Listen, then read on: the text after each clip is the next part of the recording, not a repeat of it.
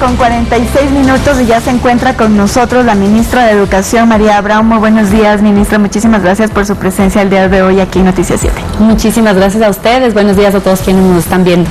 Ministra, quisiera iniciar preguntándole sobre el anuncio que se realizó desde el Ministerio de Educación el día de ayer sobre el inicio de clases para la región Costa y Galápagos. Bueno, el día de ayer, una vez que se ha publicado ya en registro oficial el nuevo reglamento a la Ley Orgánica de Educación Intercultural, hemos podido publicar el cronograma escolar para el próximo año lectivo de régimen Costa Galápagos. Por supuesto, tiene algunos cambios interesantes. Primero, bueno, la fecha de inicio, que es el 27 de abril para el inicio de clases, será un inicio escalonado, como todos los años. 27 o 24. Perdón, 24. Y tiene un inicio escalonado precisamente de clases del 24 de abril, con bachillerato y educación inicial. El 25 de abril, educación superior, que son octavo, noveno, décimo y preparatoria, primero de básica, y el 26 de abril, quinto, sexto, séptimo y segundo, tercero y cuarto grados, es decir, el resto de los niveles educativos. Esto nos permite iniciar de forma escalonada como lo hemos hecho en otros años. Asimismo, en ese cronograma vemos un cambio importante, que es que volvemos a periodos lectivos dentro del año escolar de 3 meses, es decir, a una división por trimestres del año lectivo. Esto nos permite también tener una evaluación permanente y continua de cuál es el desempeño de los estudiantes y poder tomar con los docentes medidas preventivas cuando ya identificamos tempranamente que existen estudiantes que a lo mejor no están alcanzando los niveles académicos esperados. Así podemos hacer un refuerzo pedagógico a tiempo. Antes eran quinquemestres, ¿no? Antes estábamos en los quimestres. Ahora en el reglamento permitimos que las instituciones particulares, fiscomisionales, municipales definan si es que quieren organizar su año lectivo en trimestres, en bimestres o en quimestres. Tienen autonomía para decidirlo, pero en lo fiscal este es el cronograma y será trimestral. También vemos un cambio importante en cuanto a la evaluación, y esto implica que se eliminan las pruebas, estas famosas exámenes remediales y de gracia. Se mantienen los exámenes supletorios, eso sí se mantienen, los que conocíamos nosotros también, pero los exámenes remediales y de gracia se eliminan, y como les decía, se refuerza más bien esa evaluación permanente y se habla de evaluaciones, no solamente exámenes. No todas las evaluaciones son pruebas estandarizadas o exámenes, se evalúa de distintas formas y son evaluaciones que nos permiten justamente conocer el desempeño de los estudiantes a lo largo de todo el año. ¿Por qué se toman este tipo de medidas, ministra, lo de regresar a los trimestres, eliminar el examen de gracia? ¿Se ha visto tal vez que no funcionaba el sistema anterior? Sí, creo que estamos adoptando, diría yo, una medida intermedia. En un momento cuando hubo una reforma a la Ley Orgánica de Educación Intercultural y la publicación de su reglamento hace muchos años y su expedición inicial, se planteó los quimestres y se planteó además un mecanismo de promoción prácticamente automática de los estudiantes y varias oportunidades para recuperar el último examen, con mucho peso en ese examen final. Esto tenía una razón de ser, y yo siempre pienso que con las mejores intenciones. Se buscaba que el sistema sea más inclusivo, pero lo que hemos visto es que muchas veces ha sucedido un efecto negativo de esta medida, que ha sido que tenemos estudiantes que se han promovido sin alcanzar los estándares mínimos en cada año, y nos encontramos en ocasiones con estudiantes en octavo de básica que a lo mejor incluso no saben leer o incluso no comprenden lo que leen, y que por lo tanto es imposible, digamos, que continúen en una trayectoria de secundaria de forma exitosa. Y esto pasa porque no hemos detectado esa falencia a tiempo. Y entonces lo que estamos haciendo no es un retroceso a lo que existía antes, sino un punto intermedio, encontrar mecanismos intermedios. De cierta manera. Así es, esto busca mejorar la calidad, un sistema educativo un poco más exigente, si se quiere, en lo académico, pero sobre todo yo diría que nos levanta y despierta alerta sobre los niveles académicos y de desempeño de los estudiantes, no solo en lo académico, sino también si es que tienen una necesidad educativa especial asociada a una discapacidad, o a lo mejor inclusive si son víctimas de algún tipo de violencia intrafamiliar que afecta su desempeño, para poder atenderlo eso de manera oportuna. Y se reduce el peso del examen final.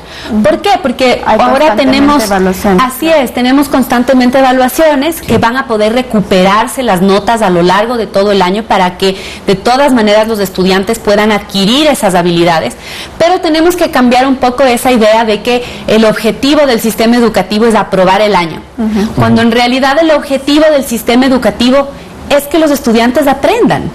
Si no han aprendido y se promueven, tenemos un problema, y eso es lo que queremos revertir con este cambio. De acuerdo. Y ahora, ¿cómo se encuentran las infraestructuras para el inicio del año? Sabemos que estamos casi a 2 meses, sin embargo, hemos visto, y usted me confirmará el dato, ministra, ¿hay estructuras educativas afectadas por inundaciones ahora mismo?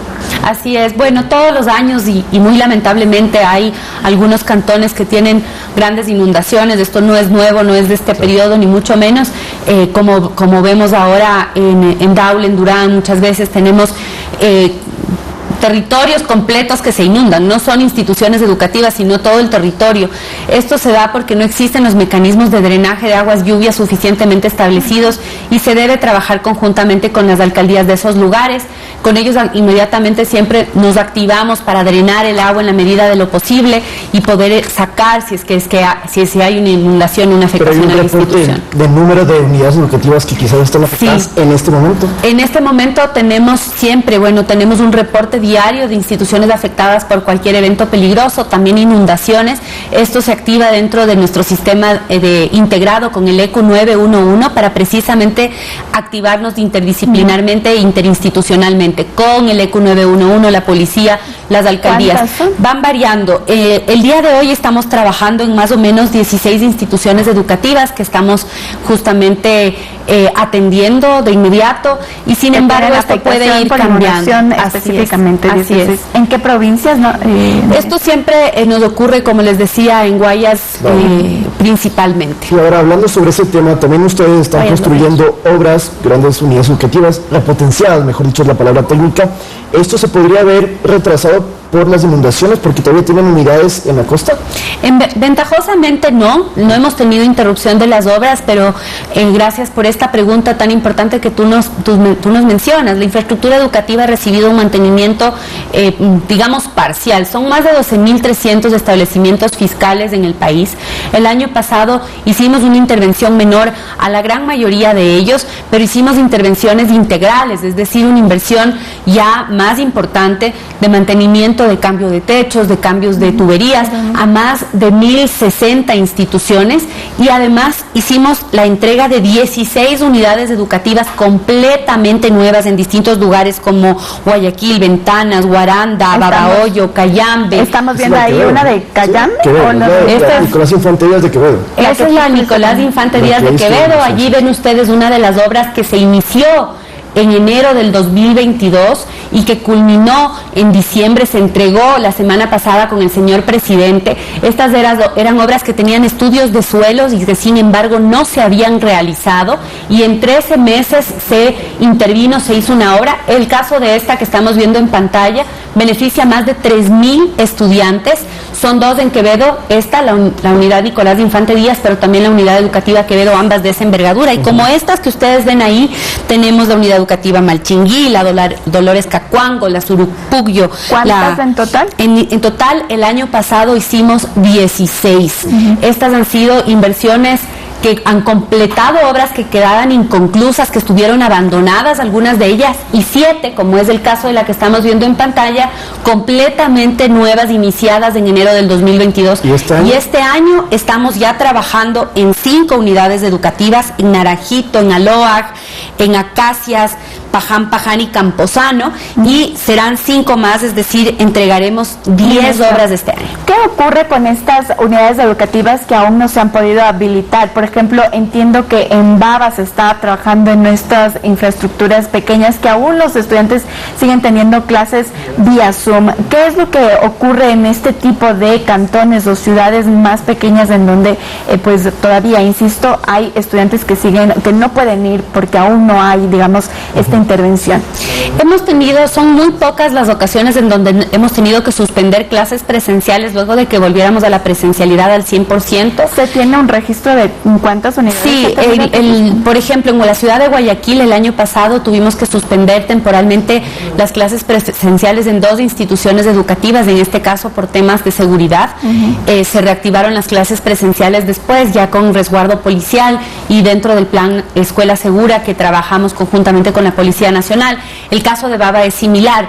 Son muy puntuales, en este momento tenemos 100% de presencialidad, pero estamos terminando el año lectivo. Recordemos que ahora sí en Costa ya estamos en los últimos días de entregas de proyectos, pero esto siempre puede suceder. También hemos tenido suspensión de clases presenciales por caída de ceniza del volcán. Justamente antes estaba Cristian comentándoles todas las medidas que se adoptan para prevenir cualquier riesgo por emergencia o una posible erupción del volcán Cotopaxi. Hicimos nosotros recientemente un simulacro de evacuación en las instituciones educativas que podrían ser afectadas, y allí no solamente se pueden suspender clases en caso de una inminente erupción, sino también cuando hay una caída de ceniza, y eso ha sucedido. De acuerdo. Ministra, solo por culminar, esta misma modalidad que se está acogiendo para Galápagos y la costa ecuatoriana va a replicarse cuando inicie Sierra y Amazonía. Sí, se va a replicar en Sierra y Amazonía. Los estudiantes que actualmente están cursando el año lectivo 2022-2023, ellos sí van a tener sus pruebas, sus exámenes remediales y de gracia, porque el cambio de normativa aplica a partir del año 2023-2024. Esto sucede tanto en costa como en Sierra. Ya publicaremos el cronograma de Sierra, e inclusive hemos estado trabajando en cronogramas hasta el año 2025 para que la población pueda planificar cuáles son los recesos, cuáles son las fechas académicas, y que también tengan un poco de tranquilidad de cuál va a ser un poco la planificación de la vida de nuestros niños. Nos ha quedado corto el tiempo, como siempre, con la ministra de Educación, María Braun Pérez. Muchas gracias por su presencia aquí. Nos vamos a una pausa y volvemos con los deportes de hasta Mili con Deportes 7.